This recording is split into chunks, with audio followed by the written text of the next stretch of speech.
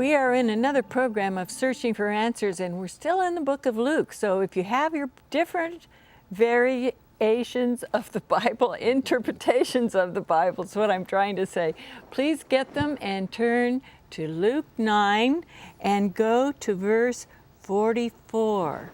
We were talking last time about the disciples heard Jesus say something. He said in verse 44 of chapter 9 of the book of Luke, "Let these words sink down into your ears." He's talking to the disciples.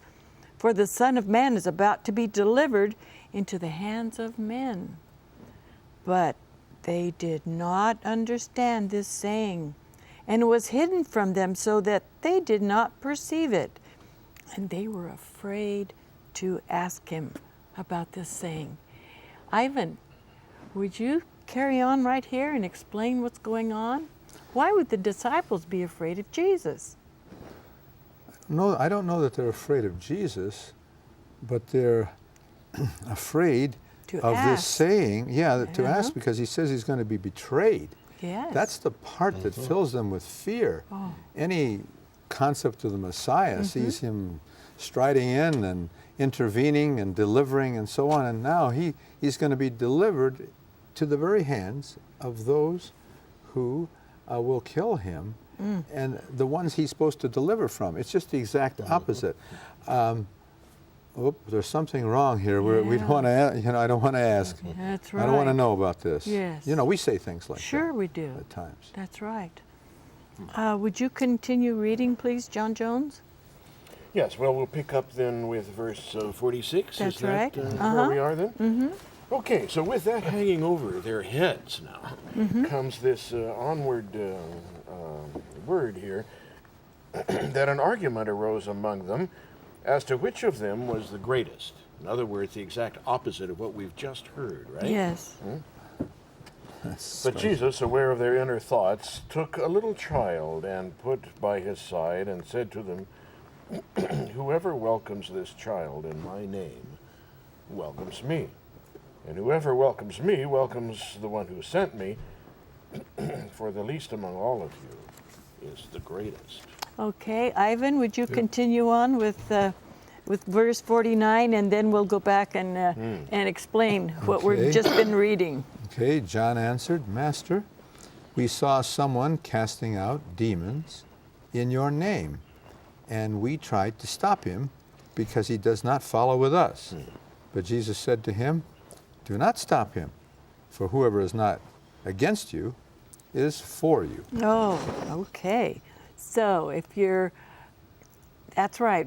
It shouldn't. I take that verse to mean, even in this day and age, if there's other churches or other people, little groups here and there, like I met when I went to a big congregation of different people that believe differently from us, but they all pointed towards Jesus' second coming. And I thought, they're not exactly the same as us, but they're saying the same thing. So I think Jesus honors those people and what they're trying to do. There is kind of a funny question that arises, though. We won't have it arise for a couple more chapters. Okay. But when we get to 11:23 in Luke, Okay. Jesus is going to say, "He who is not with me is against me," which kind of sounds like the opposite of this, doesn't it? Whoever's not against us is for us, but there he says, whoever isn't with us is against us. Right. Yeah. It's a more narrow. Well then, yes. How do you put those two together? You got to read on, don't you? As Graham Maxwell, my friend, used to say, don't just stop at one verse, read on and see what it's all about. Right. I think it's very interesting that this story follows the story about the healing of the boy. Yes.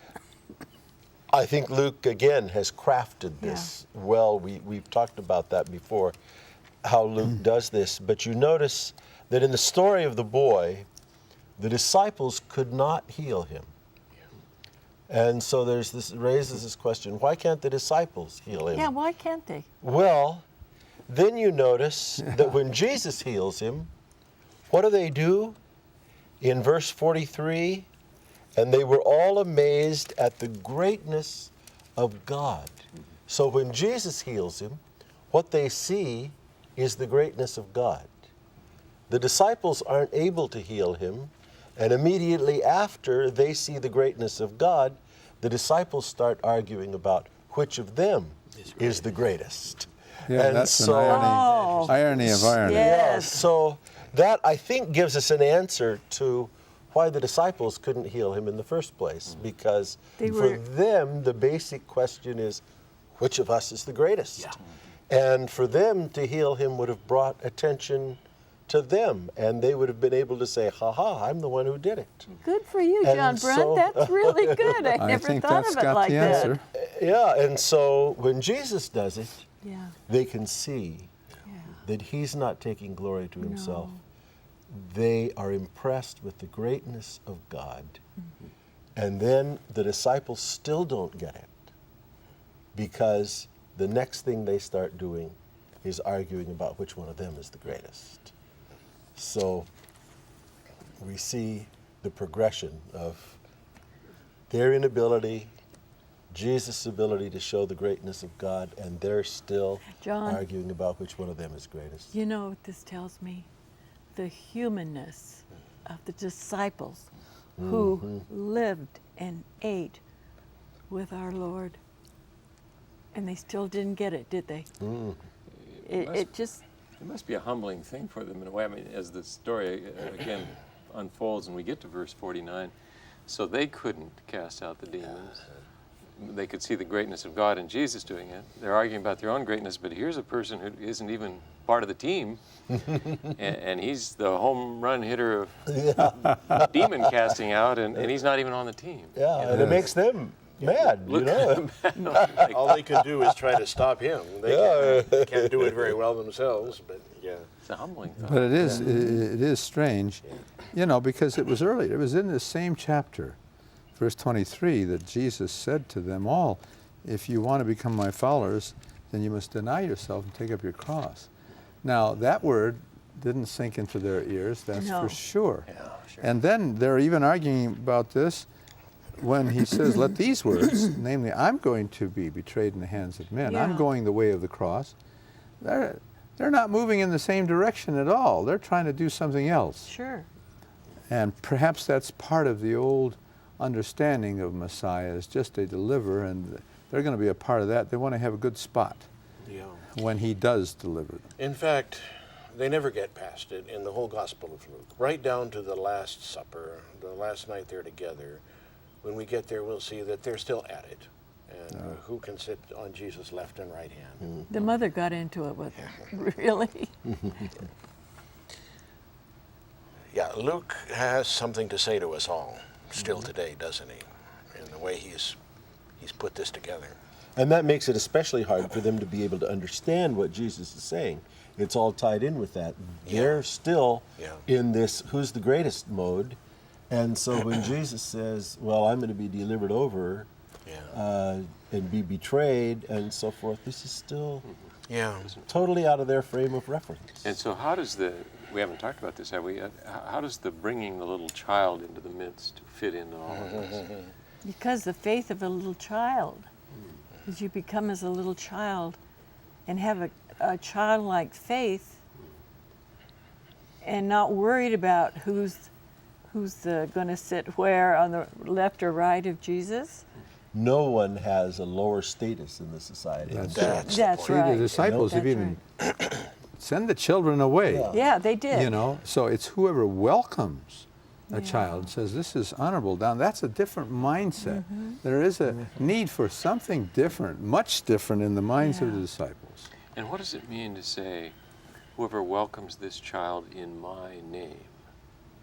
Well, how do you do that? You welcome this child In my in name. Jesus' name. Well, what does that mean? Perhaps as a symbol of the true spirit of the kingdom, this funny upside-down kingdom that works exactly inverted. In the name of that kingdom, in the name of that Jesus, a child then finally emerges. It is so easy for us when we find ourselves the channels of spiritual gifts to find ourselves like Peter walking on the water, looking at himself. We see that already lurking beneath the surface here, don't we? In the very next chapter, which we'll get to in due time, as the disciples come back from that mission that Jesus sends them out on, they're excited. Guess what? We can cast out evil spirits too. And Jesus at that moment has to deflect them and caution them a little, doesn't he? This is just for the moment looking ahead quickly to 10:20. Don't rejoice in this, that the spirits submit to you. Rather rejoice that your names are written in heaven. Well, we're going to have some You didn't- discussion on that. That's Yeah, right. you That's didn't right. finish verse 48, Jerry Winslow. You mean about the Yeah. welcome the children Yeah, and in my said to name? them, whoever receives this little child in my name receives me. Yeah. And whoever receives me receives him who sent me. For he who is least among you all will be great. I'll tell you, I have a real burden about this with regard to our worship, because I'm not sure that worship services are very children friendly. No, you're right. Well, they're too long for Well, that's right.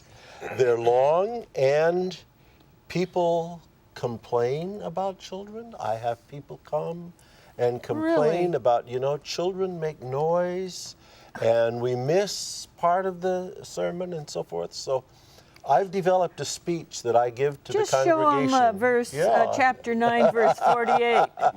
Well, I give my speech to the would you congregation say? several times a year. Yeah. And I tell them that we are going to be a place that welcomes children. Oh, And we want children here. And sometimes children will make noise.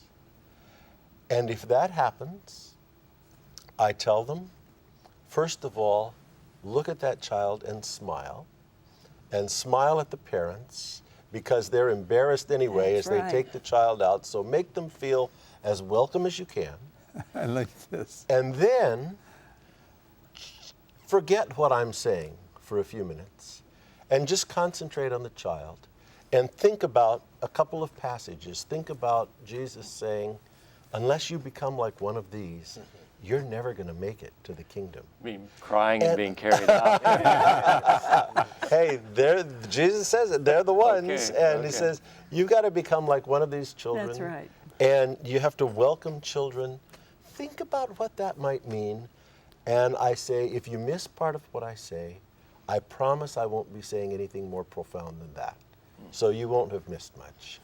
And we also do things to try to make the congregation friendly for children by having a children's story where they come up, a couple of breaks in the service where they get to move around and so Oh, forth. good for you. And try to have children involved so that at least about half the time we have children up front in some capacity, reading the scripture or doing something, so that children get the sense that they are welcome and this worship service is for them as well as for Now, the John, parents. this text is inspiring you in the way you're doing it. I mean, this is in your That's forefront. right. I know a Presbyterian church where the children have their own church service. They have their own thing that is really all children stuff. And then as they progress upward, they move from different groups, and then finally they graduate to their parents. Now, in the meantime, the parents are able to enjoy church completely, and then the kids are back. But they, in the meantime, have had a great time moving up the scale. Well, there's another way of dealing with Yes. this. And we do a children's church once in a while, but we really like the idea Of families of together. families being together. Together. Yeah, there's something to it, all right. Okay. And Down on the campus where I work, there's something called the Center for Youth Ministry, and youth and children both. And one of the books that they have recently brought out is entitled, Sit Down Until You're 30. Obviously, the book doesn't mean that, but it's a familiar enough refrain that people recognize it and buy the book, which, by the way, is an extremely helpful book. You can get it from the School of Religion at La Sierra University. Drop us a note and we'll send you. Product placement there. yeah. Well, obviously, if you say welcome a child in Jesus' name, that has to mean you welcome this child a certain way because you have a certain kind of relation with Jesus. Exactly. It's the Spirit of Jesus that's now imbuing you as you welcome this child. And what's interesting here is that what follows this sounds very much like the Gospel of John to me. And then if you welcome the child, you've welcomed me, and then you welcome the one who sent me. And in the Gospel of John, you constantly have reference the one who sent me and so on. There's like a chain there. That's very interesting. And then, of course, it ends, for the least among all of you is the greatest. This is incredible. There's an upside-down situation going on And here. you can hardly read these words without thinking, if you know the Gospel of Matthew, well, he has very similar words in chapter 18, but then you get to the end of that great sermon in Matthew 25, where if you've done it to the least of these, you've done it to me. That's exactly right. So that you have this sense of the least and being served. I remember a Quaker friend of mine once who said, you know, we really believe that there's this sort of mystical sense that when we meet someone in need, and I guess we could say when we meet a child, we meet the Lord personally. Exactly. In person. And I remember a theologian, Robert McAfee Brown, years ago saying, people often say, I don't see God any place in the world, but he said they look in all the wrong places. They need to see him in the face of a little child. There they'd find him. Very good. All right, shall we continue on? Anybody want to say anything else? Or John Brent, would you read Verse for us, please? 51 and on. As the time approached for him to be taken up to heaven, Jesus resolutely set out for Jerusalem. And he sent messengers on ahead, who went into a Samaritan village to get things ready for him. But the people there did not welcome him, because he was heading for Jerusalem. When the disciples, James and John, saw this, they asked, Lord, do you want us to call down fire from heaven and destroy them? Wow. But Jesus turned and rebuked them, and they went to another village. What a story. Isn't that Yes. interesting? And it's funny because... Continue on there, 55 and 56. Well, could I make one comment on this story? This rebuking them, I need to look right now, but I think it'll probably be the same word that was used for rebuking the disciples earlier when rebuking the unclean spirit. That's the word, you see. He rebuked them. Notice the connections here. So it almost is like it's implying that this is an unclean spirit that has to have the same treatment that the unclean spirit of the boy had. Right. That's back in verse 42, you mean, Ivan, when it said, but Jesus rebuked the unclean Exactly. spirit. And Exactly. now here it says, He rebukes them. So it almost puts the disciples and the unclean spirit on a par here. That's exactly right. Well, go ahead and read 54 again and then answer the question of what Jesus says.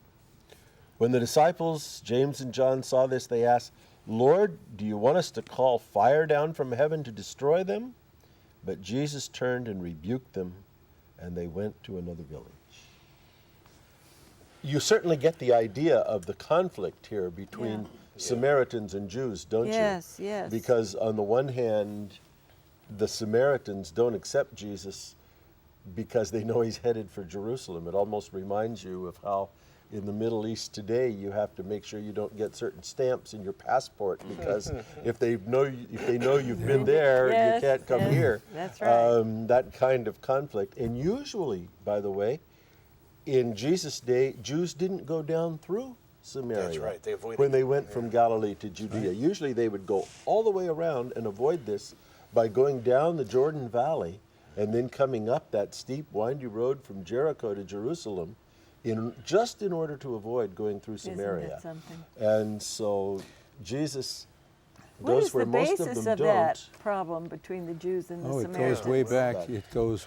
Sure. goes- Why should they help these vagabond Jews who are forever journeying north and south down to Jerusalem, when, after all, the first temple, the first place where the ark was housed, was in their mountain, right up here in Mount Gerizim. We remember in John chapter 4, this woman asking Jesus, this is a big deal, you know. And so what's wrong? Our mountain isn't good enough that you have to go down to Mount Zion, you know, and you come tramping through our territory and you expect us to support you and to feed you. And by the way, what have you done for us lately? Kind of thing. It's an understandable feeling. Well, the Samaritans really, the Jews at the time when the exile was over and the Jews come back and they're going to restore Jerusalem and its temple and so on, the Samaritans actually wanted to help them. Yeah. Really? Oh yeah, they wanted to help them build it, but the Jews would not allow them to because they thought they were unclean. They weren't pure, the pure thing. And of course they said the reason we went into exile is because we mixed ourselves up with people who weren't purely one thing, Jewish. And so we're not going to do that again, so you can't help us. That's really the beginning of this enmity, a Jewish rejection of the Samaritans. And then there's a whole train of events that happens in history after that where they go back and forth, you know. It's helpful to remind our viewers that the Samaritans also believed in the law, also Moses, the 5 books. Yeah. They did observe the sacrificial system. Right? Yeah, so... So they were very close, but you know, sociologically, they say that we fight with our generally- cousins. That's right. The more there's a relationship, the closer the relationship, the more intense is the fighting. Sibling rivalry is usually worse than just the rivalry between the kid down the street. And so this is a sibling rivalry, and it's an intense one. But well, really, then when Jesus said this, you know, I didn't come to kill people. I came to, for the Son of Man did not come to destroy men's lives, but to save them. Of course, I have a little footnote that says, that's John. Are you thinking of John now, Yes. the Gospel of John? no, I'm thinking of Luke. Uh-huh. And the thing is, if this has been going on for hundreds of years between the Samaritans and the Jews, will God hold it against the Samaritans when he goes through their city and they don't welcome him? Well, certainly the attitude of the disciples would be, yes, he's going to hold it against them, and let's do something about it right now. Yeah, But isn't right. Let's call down fire. So it seems to me that Jesus' response in rebuking them is saying, you don't really understand what God is like. Well, the thing is, we might say, why didn't the Samaritans receive Jesus? That's one level of non-acceptance. But really, to manifest the spirit that the disciples are manifesting, which is to consume, destroy, obliterate these people, that is, in my mind, that's vindictiveness. That's beyond the Paul. That's beyond the Samaritans. They didn't receive, you know, because he's going somewhere else. But they are the worse off, and that's why he rebukes them. But Jesus sent people ahead before he came there. Did you see that? Yeah, it did. He did. It's verse 52. Yeah. And sent messengers before his face, and as they went, they entered a village of the Samaritans to prepare for him. Yeah. And they said thanks, but no thanks. Keep They moving. said thanks, but no thanks. That's right. But And it's so even the worse. disciples, let's call fire down from I heaven. know, and but see, their problem is a worse problem. They certainly, in the setting of the Gospel of Luke, where Jesus is a very tender Jesus in so many ways, and a gracious Jesus, this is amazing that they want to destroy other people. Of course, there is a Markan moment even here in Luke when we get to the next chapter, isn't there? Jesus does accept the ultimate idea that violations of the hospitality code will be punished. Woe to you, Chorazim. I'm looking at 10:13 for the moment. Yeah. And Jesus says, it will be worse for you than it was for Tyre, Sidon, and so forth. But nonetheless, the point is, leave that to God. That's God's business, and it's not in your hands to exact divine judgment. Now, can we cut any slack at all for the disciples, because just heard about this encounter with Elijah. I'm just thinking about where you get this fire from heaven idea. And there are some noteworthy stories in the past, and that just had this great hero, Yes. Elijah, and I'm reminding myself. Let us be of that. Elijaites, huh? Right. The bears. I'm not trying to get them off the hook, but I just think it's interesting that there are precedents. I wonder what you'd have done if you really tried to get them off the hook. You would have really succeeded because you did a pretty good job just now. It is interesting that it's James and John, and that they're the ones that Jesus nicknamed Sons of Thunder. So I'd like to read you this might just something be an example. out of William Barclay, since we only have about a minute left. It says, when Abraham Lincoln was criticized for being too courteous to his enemies and reminded that it was his duty to destroy them, he gave this great answer: do I not destroy my enemies when I make them my friends? Even if someone is utterly mistaken, that person must never be regarded as an enemy to be destroyed, but as a strayed friend to be recovered by That's love. beautiful. Isn't that wonderful? And so I just thought that since our friends the Samaritans, when we were over in Israel, we visited a little area where the Samaritans were. Not many of them left, as you probably know.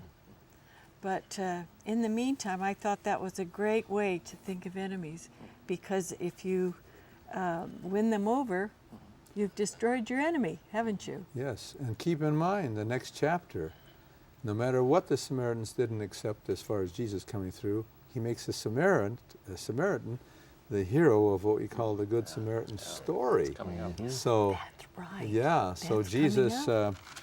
he sees some good in them altogether. And so should we see good in others, maybe that don't always agree with us. And hopefully we can win our enemies over to be our friends. Yes. And until next time, this is Carolyn Thompson for Searching for Answers. Well, there's a lot of stuff here.